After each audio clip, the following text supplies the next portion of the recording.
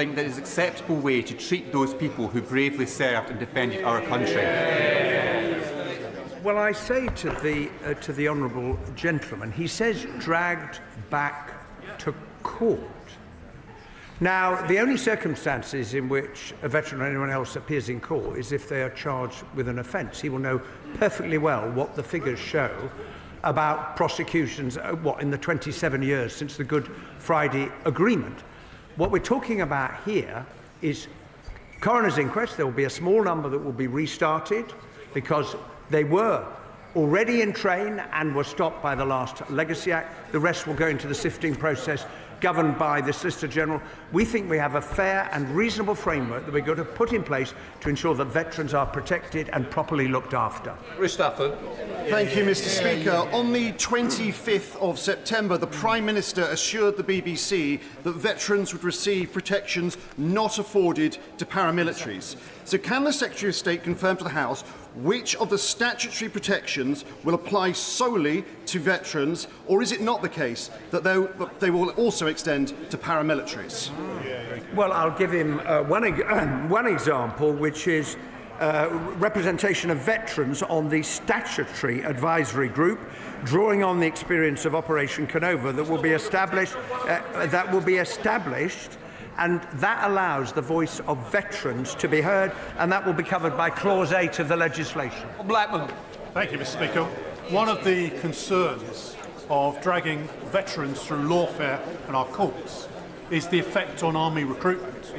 So what's his reaction to Colonel Nick Kitson, the son of General Sir Frank Kitson, who said, how can anyone volunteer to put their life on the line for a government, indeed a nation, that does not have their back? Well, I would say to the honourable gentleman, I meet many cadets who are very keen to join the armed forces, and we should pay tribute to all of those that are offering their services to the nation in defence of the realm, and we should not talk down the importance of that recruitment effort. I think if anybody looks in the round at what we are putting forward, they will think it is reasonable, and I've met many veterans, as the Veterans Commissioners have said, who will argue we're not looking for immunity under the law, which is what the Legacy Act gave. They're looking for fairness under it, and that is what we will provide. Kemi Badenoch. Mr. Speaker, does my right honourable friend agree with me that people who join the British Army absolutely recognise that they have to abide by the law, but also expect the government will have their back and will offer them that fairness? Can he offer the assurance that people who've served in Northern Ireland will be given the same fairness that they should expect, and that this is a government that genuinely has their back? I'm very happy to give my honourable friend that assurance, and to take one other example of the protections, saying that no veteran will have to return to Northern Ireland to engage with legacy processes is something that was put to us by veterans in the discussions that we had. We are legislating for it in the bill. Secretary of State Alex Blackman. Thank you, Mr. Speaker. This morning, unusually, I rise to congratulate the government on having admitted a terrible mistake. Earlier this year, this side of the House voted against Labour's draft remedial order, which would have allowed Gerry Adams to sue the taxpayer. So we welcome the fact that yesterday the Labour Party amended that order. But the question remains, why did they ever bring forward such a ridiculous policy in the first place? Well, I hope that the honourable gentleman would say not only congratulations, but I hope that that is the spirit in which these discussions about legacy matters will continue. Because when I say I'm prepared to listen, I mean it. But I would just point out to him the problem arose because of the Supreme Court judgment, as he's well aware. For just over 2 years, the last government couldn't find a solution. The one that was put in place didn't work because it was found to be incompatible, but I have reflected on the point that was made in representations, and this will ensure that there is no gap, as it's been referred to, but we have found a mechanism which we believe will achieve what 46 and 47 sought to do but failed.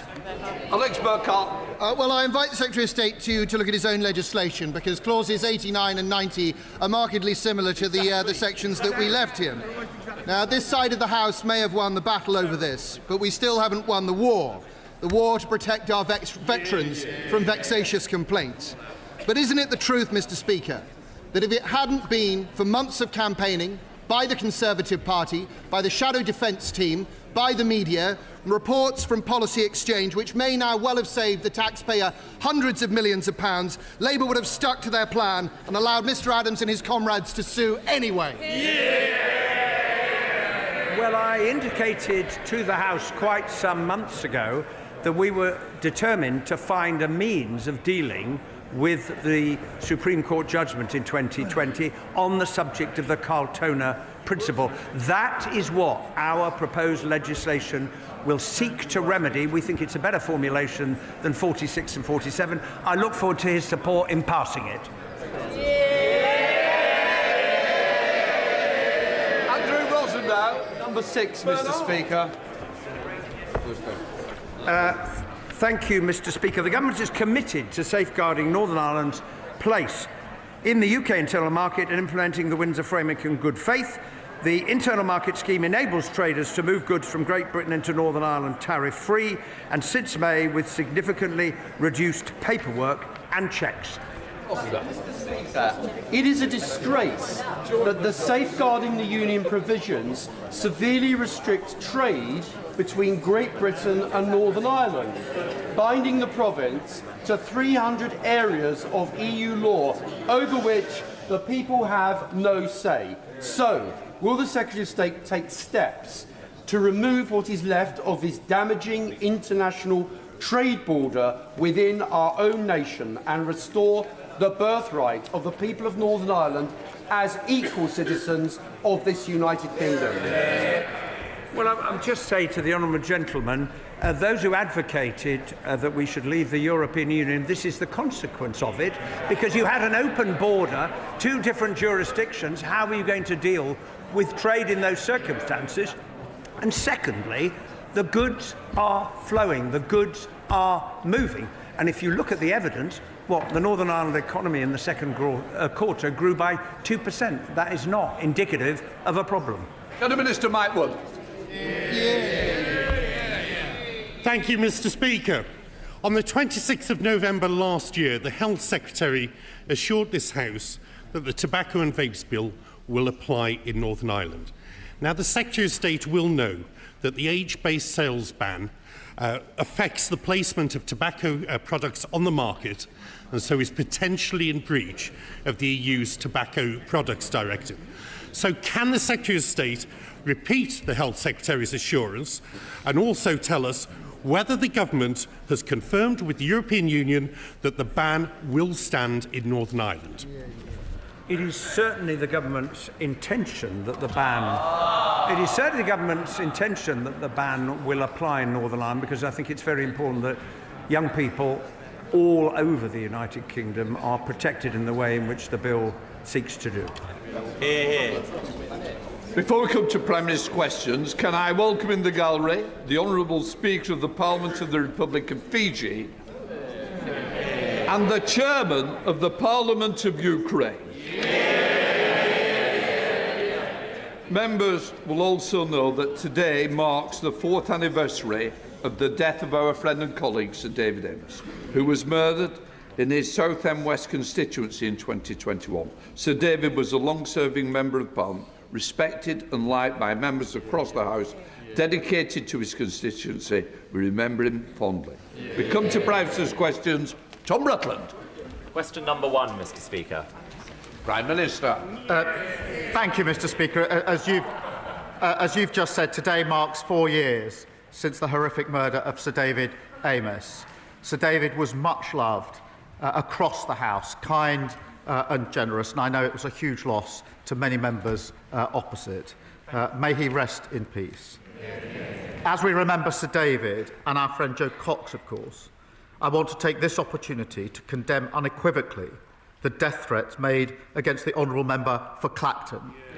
I know the House will welcome the justice that has been done. Whatever our disagreements, we are all parliamentarians, and I won't stand for violence or threats against our democracy.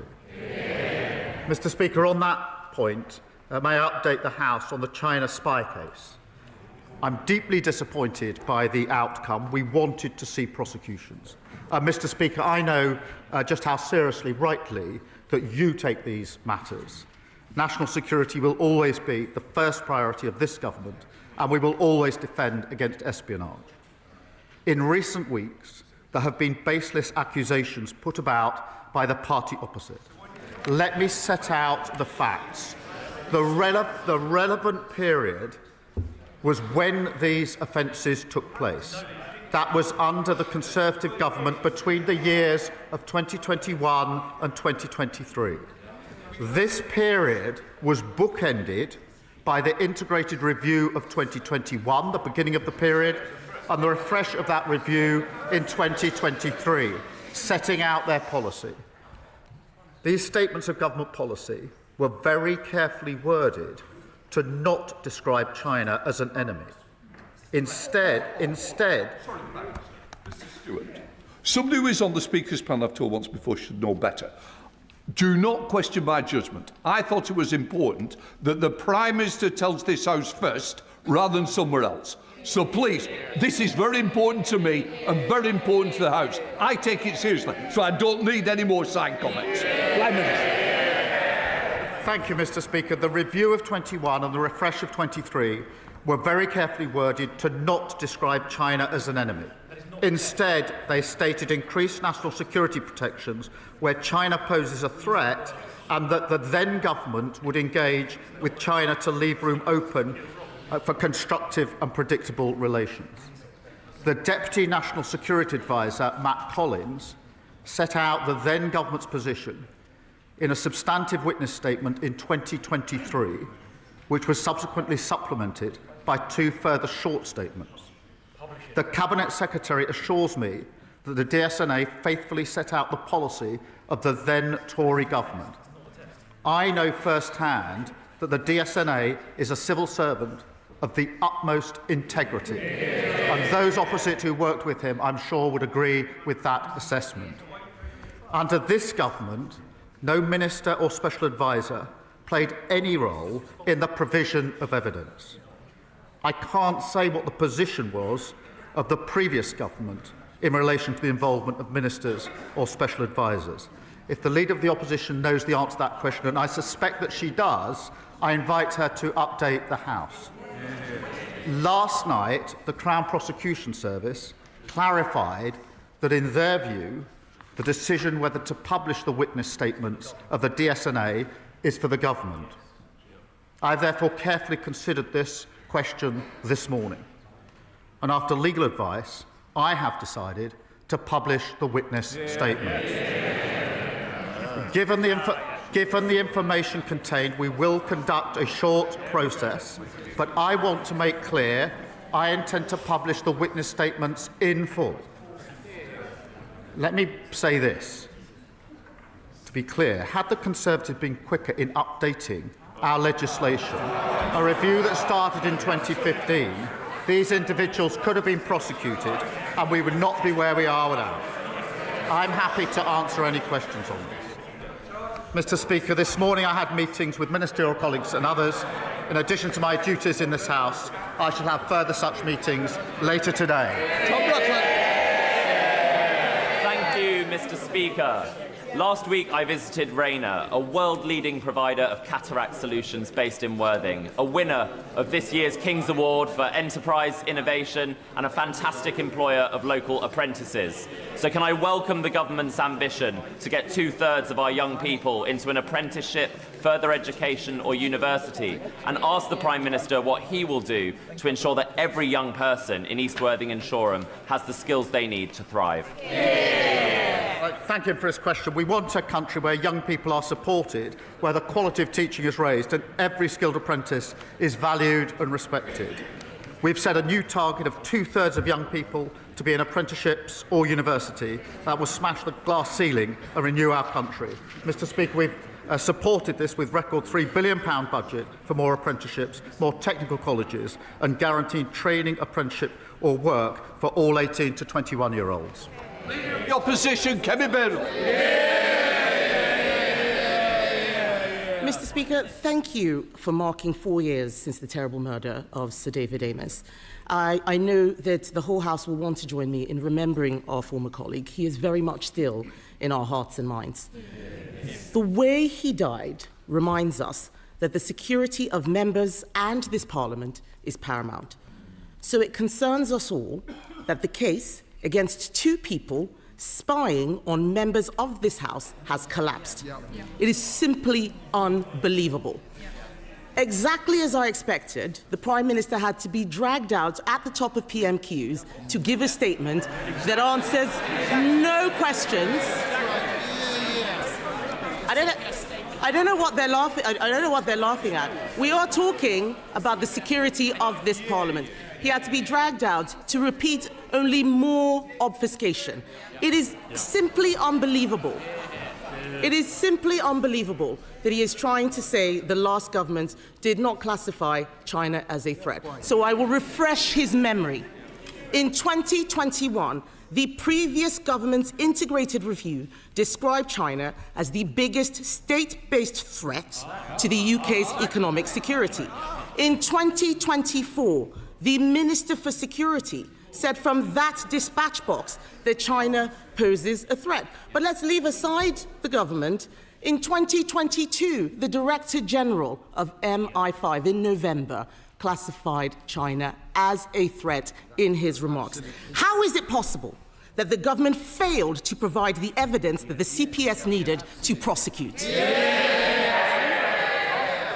The substantive evidence was provided in 2023 by the previous government. That is when the witness statement was submitted. I am going to disclose it. They will all be able to read it. The substantive evidence was written and disclosed and submitted in 2023 under the last government. I noticed she didn't indicate whether ministers were involved in that at the time. Mr. Speaker, she questions what's in the review, the refreshed review in 2021 and 2023. Let me be clear. The then Foreign Secretary, sitting, I think, over here, the Honourable Member for Braintree, 1 month after the arrest, so absolutely the relevant time, gave a speech at Mansion House. It was called Our Position on China, setting out the government's policy. He said in that speech, summing up China as a threat in one word would be, his words, impossible, impractical, and most importantly, unwise. Foreign Secretary, Mr. Speaker, it wasn't just him. Mr. Speaker, the Leader of the Opposition was Business Secretary at the time. In September 23, the Leader of the Opposition said, her words, September 23, the relevant year, her words, we should certainly not be describing China as a foe.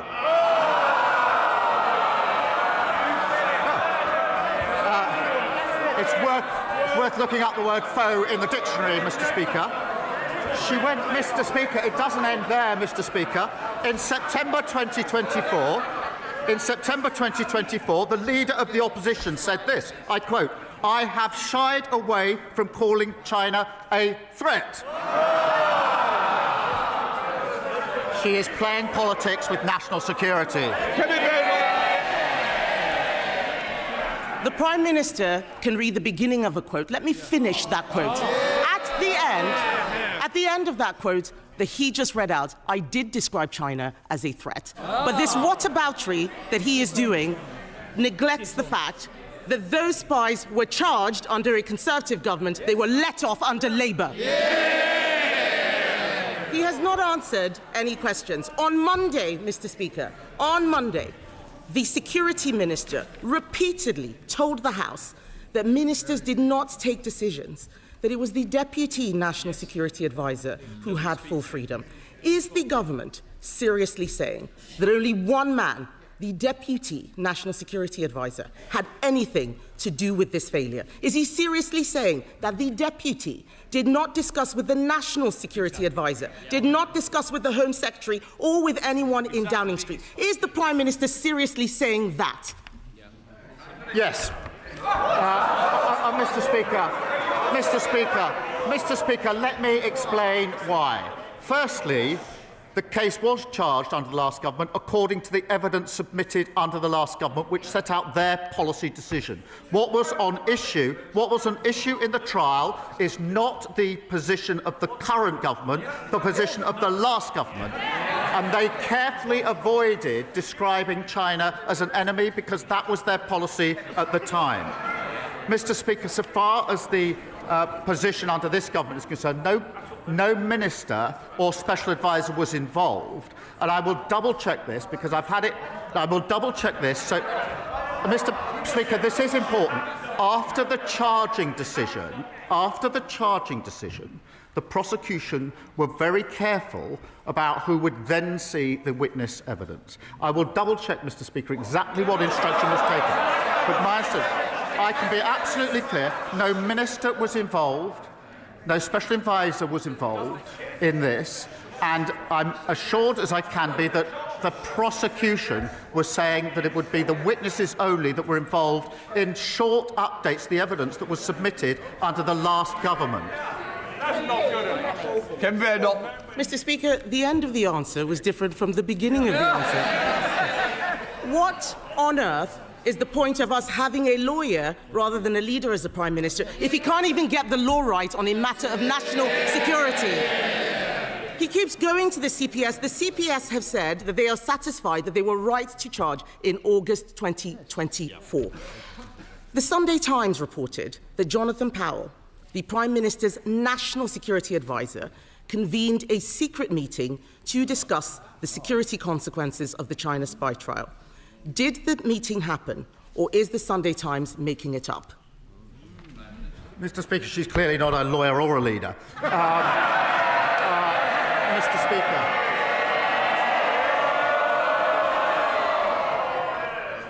The problem for her is I do actually understand the law. I know what's got to be proven. I've also looked at the evidence. That was put in under the last government in relation to this case. There was a meeting in September. That did not involve the National Security Advisor discussing the evidence in any way, nor, Mr. Speaker, one further piece of evidence. The final statement in this case was submitted in August 2025. There was no further submission of evidence, one way or the other, after any discussion in September. This is a red herring, a completely scurrilous allegation made by the Leader of the Opposition. Mr. Speaker, the Prime Minister has now twice directly contradicted the words of his Security Minister. They cannot both be right. The chair of the Foreign Affairs Committee couldn't get any answers from the Security Minister. The CPS said that they were satisfied that the decision to charge the case in April 2024, not August, in April 2024, was correct on the basis of where the law stood at that time. This is a matter of fact. It is not a matter of what the previous government had thought. It is not a matter of it not meeting a legal test. It did. Something must have changed when the charges were brought and when the case collapsed. The charges were brought under us. The case collapsed under them. Can the Prime Minister tell us what changed and what collapsed the case? Mr. Speaker, I've said I will publish the witness statements in full. The whole House will then see exactly what was set out in 2023 in the substantive witness statement and exactly what was set out in the two supplementary witness statements, and she will then realise what she's just said is entirely baseless. Mr. Speaker, the CPS has said in the clearest terms that this prosecution was dropped because this government did not provide the statement they expected. Why should we believe a man who at the last Prime Minister's questions said he had full confidence in the best friend of a convicted paedophile? Forgive us if we don't trust a word he says. This all stinks of a cover-up. Given his statement earlier, will the Prime Minister publish today not just the government witness statements, but also the meeting minutes and all of the correspondence that he had with the CPS? Mr. Speaker, let me be clear. The only process I want to go through is in relation to some of the individuals in the statements to make sure they know it's coming out. I can assure the House there's no substantive delay here. I know it is of concern to a number of people, acute of concern to them. I will have the statements out in full. There is a bit of proper process I need to go through. The honourable member will understand why that's necessary. Then they'll be published in full. She asks about minutes, etc. There is a usual rules and process for government. But I remind her that the substantive issues in this case were discussed at meetings under the previous government. So they're asking me to disclose the discussions that they had in relation to the witness statement in the first place. Kemi Badenoch. Mr. Speaker, you deserve better, and this House deserves better than the evasive answers that we have had from the Prime Minister. Even the former Cabinet Secretary, Lord Butler, has accused the government of being economical with the truth on this issue. The Prime Minister can't tell us why Jonathan Powell had a secret meeting which the Security Minister said he had no involvement in the case. He can't tell us why his government did not provide evidence that China was a threat. I suspect those statements won't prove it either. He's blaming his civil servants. He's blaming the media. He's blaming the last government. He cannot explain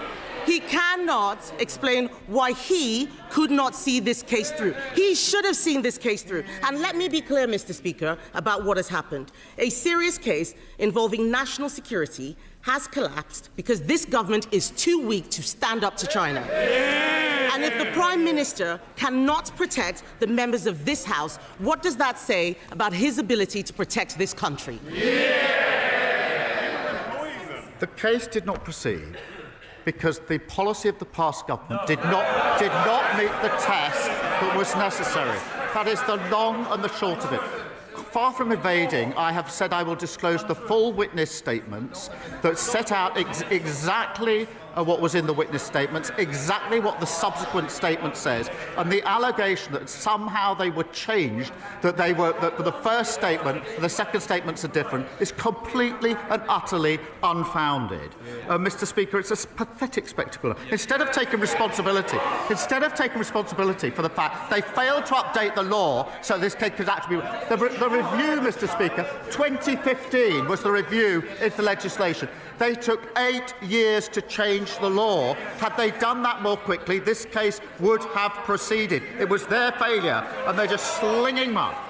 Meanwhile, we're getting on, Mr. Speaker, with renewing our country, new planning reforms, online hospitals for waiting lists, new opportunities for young people. Labour's building a better future. They can't even come to terms with their past. Thank you, Mr. Speaker. Derby is a city on the up, but unfortunately this last year we've been devastated by knife crime. Nasty Tory austerity decimated frontline policing, and we're now paying the price for that. At my regular city centre safety summits, the message is clear: to turn the page, we need action and not words. Can the Prime Minister update my constituents on what action this government is taking to make sure all our residents, our visitors and our workers can enjoy our city centre safely? Well, Mr. Speaker, I thank him for his question. As he will have heard at our conference, we had Pooja Kanda there, who I've met a number of times. Her son Ronan was fatally stabbed, and I'm proud that we've delivered, Mr. Speaker, Ronan's law to tackle the sale of ninja swords, and we've also banned zombie knives and strengthened controls for online knife sales. I pay tribute to his work setting up the City Safety Summits. Daisy Cooper, Deputy Leader of the Liberal Democrats. Thank you, Mr. Speaker. May I associate myself and my party with the tributes to David Amos? And on behalf of my party, can I also pay tribute to Ming Campbell, who is being laid to rest today? That is the reason why my right honourable friend, the member for Kingston and Surbiton, cannot be here. And I'd like to thank you, Mr. Speaker, and the Prime Minister and other members of this House for their very kind tributes yesterday. We welcome the new level of transparency from the Prime Minister, and we will scrutinise those witness statements closely, but it is clear there are still many questions to be answered, including questions from Hong Kongers, Mr. Speaker, because Hong Kongers in St Albans and across the UK have settled in our communities after they have fled repression at the hands of the Chinese state. But now they see a British government that wants to make it harder for Hong Kongers to settle here permanently, that refuses to impose targeted sanctions on Chinese officials who put bounties on Hong Kongers' heads, that is refusing to rule out a Chinese super embassy and is failing to tackle Chinese espionage. Mr. Speaker, Hong Kongers are starting to ask whether the Prime Minister is trading away their security and safety in our communities for a cosier relationship with Beijing. What is the Prime Minister's answer to them? The answer is no, and we have given and will continue to give support to Hong Kongers who need and deserve that support, and she will be assured that the Jimmy Lai case is raised regularly at every opportunity by my ministers and indeed by me. Daisy Cooper. Thank you, Mr. Speaker. I think that Hong Kongers will require a lot more reassurance and action from this government. But it is not just the Chinese government that is a threat to our country. On Monday, the far-right, racist hate preacher Tommy Robinson, who is currently on trial for allegedly refusing to comply with counter-terror police, claimed that his legal costs are being paid by Elon Musk. It is outrageous that a man who has so much control over what people read online every day could be funding someone who stokes far-right extremism on our streets. If this was Putin, the government surely would act. So will the Prime Minister commission the security services to assess the threat that Elon Musk poses to our democracy and recommend measures to this House that we can take to stop it? Well, I can tell her we do look across the board at threats to our democracy and must continue to do so. I won't comment on the particular case, given the state of legal proceedings. Alex Backer. Thank you, Mr. Speaker. Next year marks the 75th anniversary of the Battle of Imjin River, where the 29th Infantry Brigade's last stand prevented the capture of Seoul during the Korea War. That hill is now called Gloucester Hill, as a proud testament to the incredible bravery of one of those battalions, our glorious Gloucesters. Will the Prime Minister join with me in calling for a commemoration for the glorious Gloucesters and all those who fought to defend democracy, liberty and freedom in South Korea? Well, I join my honourable friend in marking the heroism and sacrifice of the 29th Infantry Brigade, an enduring example, Mr. Speaker, of the bravery of all our armed forces. I know Defence Ministers would be happy to discuss commemorating their courage. Our debt to armed forces undermines our commitment to veterans, including delivering homes for heroes, a new network of veteran support centres backed with £50 million. Liz Saville Roberts. Ahead of his party conference, the Prime Minister told the BBC he wasn't sure whether he'd campaign in Caerphilly for the by-election on the 23rd of October. This is an important by-election in Wales. Well, there's just over a week to go and he hasn't shown his face there yet. So what's the problem, Mr. Speaker? Is it his party decision to close 10 libraries in the community? Cuts to disability support? Or perhaps it's the fact that even the council leader resigned from the Labour Party and is calling on people to support Plaid Cymru? Well, Mr. Speaker, she leaves out of account that we provided £21 billion, the largest ever settlement for Wales. And what did she do? What did she do? She voted against it, if you can believe it. I noticed, whilst we're on the question of money, she's accepted figures this week showing independence would cost every Welsh person £7,000. They should be honest about the cost to the people of Wales of their policies. Lord Hammond. Thank you, Mr. Speaker. For the past year, I've been campaigning for a new SEND school to open at the Osprey Quayside on Portland. As it stands, there are far too few specialist school places for children with SEND in my part of the world, so local families urgently need to see this school open its doors. A new school here would provide around 70 new places for local children. So given the urgent need to get this school finally up and running, will the Prime Minister commit to working with the Department for Education and Dorset Council to ensure that a SEND school opens on Portland without further delay? I thank my honourable friend, and I know just how important this school is to parents and children in his constituency, and share his determination to fix the broken SEND system.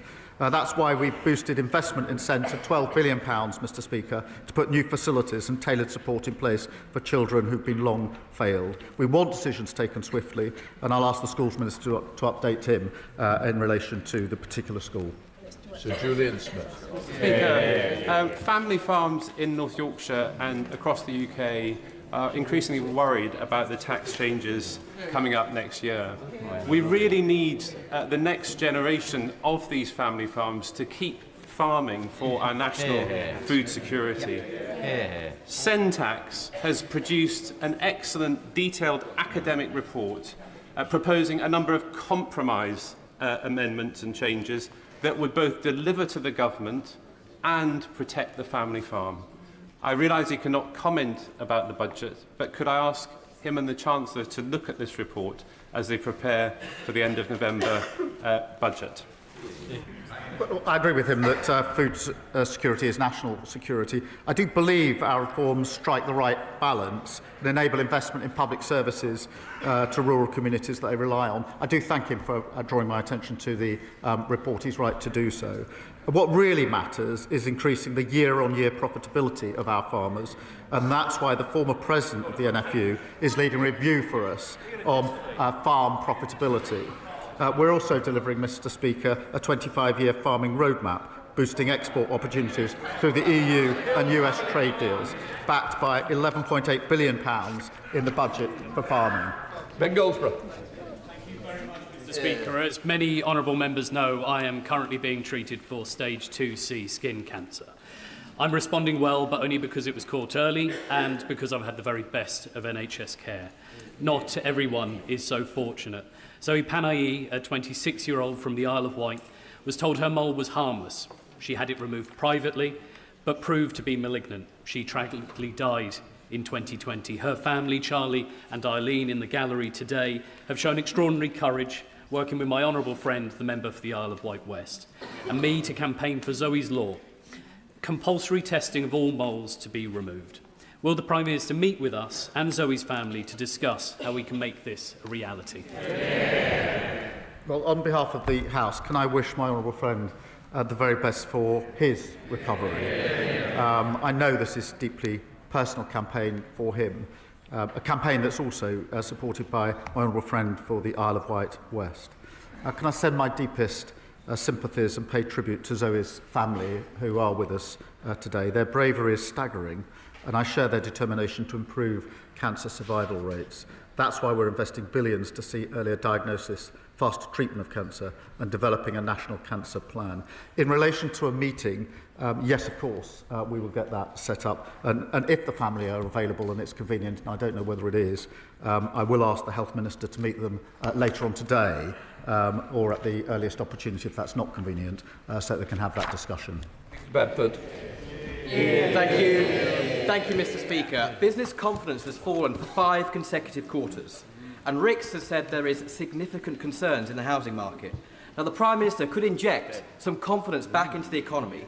He could help working families get onto the housing ladder, and he could even simplify the tax affairs for his cabinet if he adopted the policy advocated by the Leader of the Opposition in scrapping stamp duty on residential properties. Now, will the Prime Minister at least commit that he won't be raising property taxes in his nightmare before Christmas budget? Well, Mr. Speaker, we're certainly not going to be following the Leader of the Opposition. She unveiled what she called her golden economic rule, I think it was. That involves, on the one hand, £47 billion of spending cuts. That's a fifth of the NHS budget, with not a shred of detail about where the money would come from. The Institute for Government said it was on shaky foundations. More unfunded tax cut, more austerity for public services. They haven't listened and they haven't learned. Sam Rushworth. Thank you, Mr. Speaker. Between 2021 and 2023, 41 mental health patients in the care of Teessask and Weir Valley NHS Trust lost their lives, leading to a damning report by NHS England and calls from my constituents for a public inquiry. And it's not just historic. My surgeries are still filled with harrowing stories of failure. Will the Prime Minister join my calls, therefore, for a public inquiry to get to the bottom of what went wrong and to rebuild confidence with new, more appropriately sized local NHS mental health trusts which are fit to serve our constituents? Well, my honourable friend has been a strong advocate for his constituents on this issue. The Health Secretary has met the families affected by these failures twice, I think, this year to hear their stories. And I want to be clear that what happened to the loved ones is unacceptable. The Health Secretary is currently considering the best way forward so the families will get the answers that they deserve. It's right that they receive any update first, but I can assure him that we'll provide that update just as soon as we're able to do so. Becca Smith.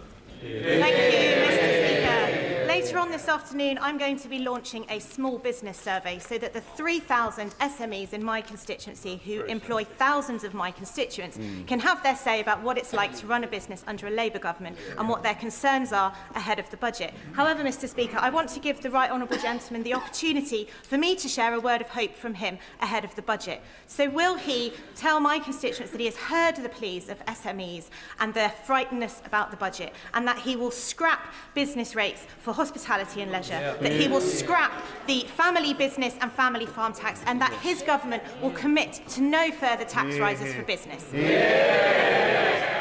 Mr. Speaker, just a few months ago we published our small business strategy. That was based on what small businesses take to it. I'll make a copy available to her so she can give one to every member of her constituency before they fill in the survey. Dixon. Thank you, Mr. Speaker. This government is renewing Britain's, and for the benefit of the Leader of the Opposition, that's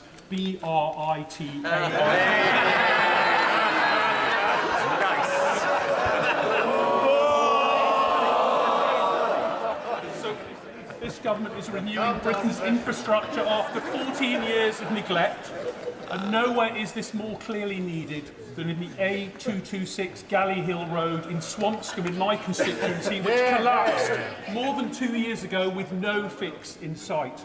Would the Prime Minister agree with me that the announcement of the Transport Structures Fund in the spending review shows that under this government we're ending the Conservative decline and getting on with fixing broken roads like Galley Hill? Well, he's right. The party opposite let roads crumble after years of uninvestment. We're building infrastructure that working people rely on. Mr. Speaker, that's £1 billion to repair bridges, tunnels and flyovers across the country, and £92 billion in major road and rail upgrades. Mr. Speaker, we're rebuilding Britain. They can't even spell it. Thank you, Mr. Speaker. Much like the honourable member for Bishop Auckland, my constituents are served by Tuve Mental Health Trust.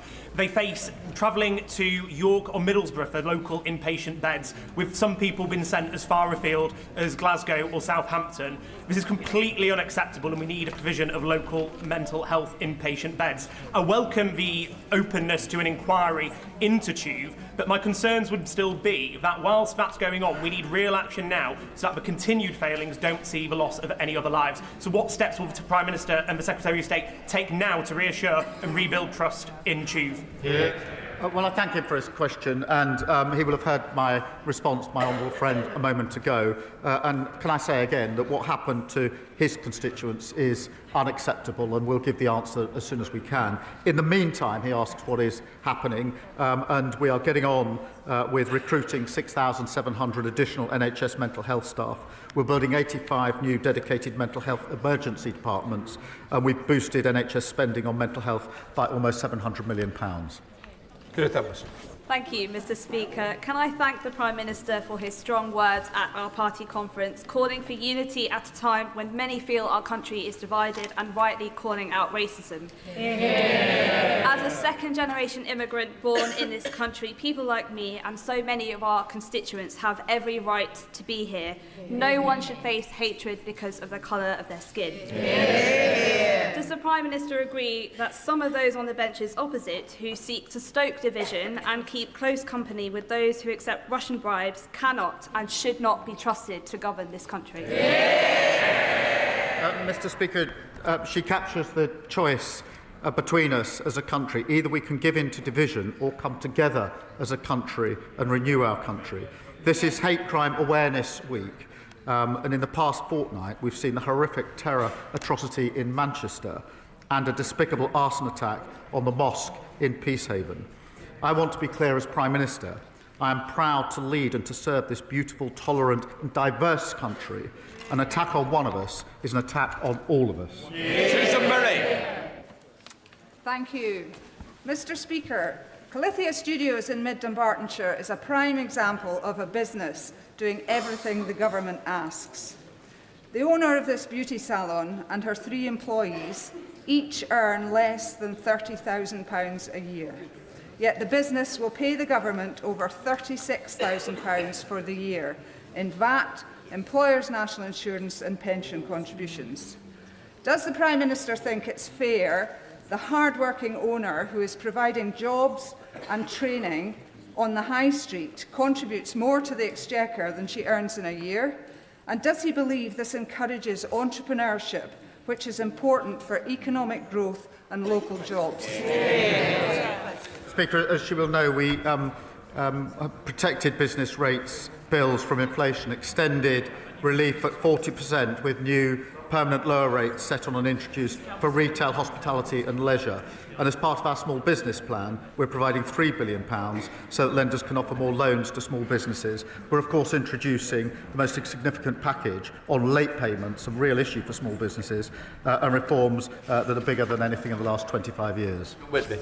Thank you, Mr. Speaker. Can the Prime Minister update the House on the government's elections bill?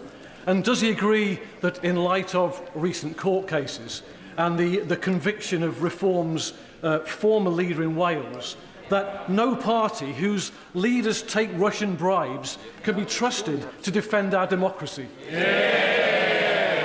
Mr. Speaker, Labour is introducing an elections bill to protect our democracy from foreign interference. But look at Reform. The member for Clacton and his deputy worked alongside someone who took money to spread Putin's propaganda. Whatever their denials, they have serious questions to answer about what they knew. But that is the choice. Kremlin cronies sowing division or Labour patriots working for national renewal. John Turgendar. Thank you, Mr. Speaker. The lines that we've heard from the government in recent days have been a conflation of fabricated stories, trying to set up straw men and knock down things that have not been said. Yes. The real question in this whole debate is whether or not the DPP charged legally and properly.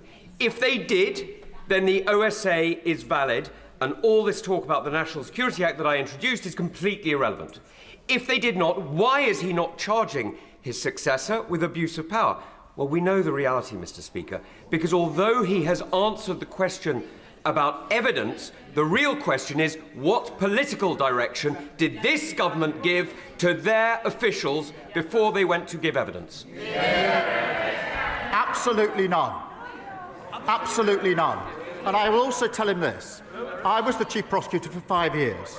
And I can say, in that 5 years, which included 3 years under the coalition government, when we were taking difficult decisions on MPs' expenses, not once was I subjected to political pressure of any sort from anyone. That is the tradition in this country. It's a proud tradition. It's one I uphold as Prime Minister, just as I upheld it when I was Director of Public Prosecution. Point of order, Mr. Speaker. Point of order, James Clough. Thank you, Mr. Speaker. On a point of order, in the statement that the Security Minister made earlier this week and then again in answer to a question, I have been misquoted, and the misquote, I think, is significant. It has been said that I, in a speech at Mansion House, said that describing China as a threat was impossible, impractical, and most importantly, unwise. The quote was that describing China as one word, or our policy in one word, is impossible, impractical, and most importantly, unwise. And, Mr. Speaker, in that speech, I went on to say that our policy, first, we will strengthen our national security protections wherever Beijing's actions pose a threat to our people or prosperity. And I finished by saying, and when there are tensions with other objectives, we will always put our national security first. How can I get redress for this misquote, Mr. Speaker? Do you want to come back? No. What I want to say is, look, you put it on the record.